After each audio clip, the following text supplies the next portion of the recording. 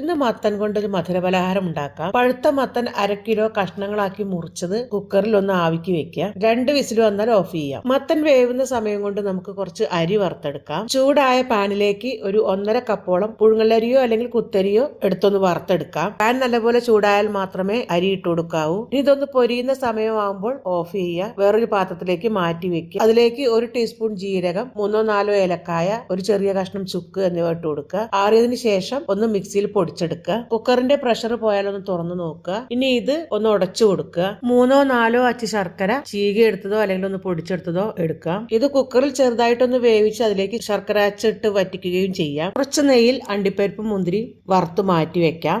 ഇത് മത്തനിൽ ചേർത്ത് കൊടുക്കുക. കുറച്ച് തേങ്ങ ഇട്ട് കൊടുക്കുക. വറുത്ത അരിപ്പൊടി ഇട്ട് എല്ലാം കൂടി ഒന്ന് മിക്സ് ചെയ്യുക. ഇനി ശർക്കര ചീകിയതും വറുത്ത അരിപ്പൊടിയും കൂടി കുറേശ്ശെയായിട്ട് മിക്സ് ചെയ്തെടുക്കുക. ഇതിങ്ങനെ ഉലർന്ന പരുവത്തിലും ഒന്ന് ഉണ്ട പിടിച്ചിട്ട് അങ്ങനെയും ഉപയോഗിക്കാം. സ്വാദിഷ്ടമായ ഉണ്ട റെഡി.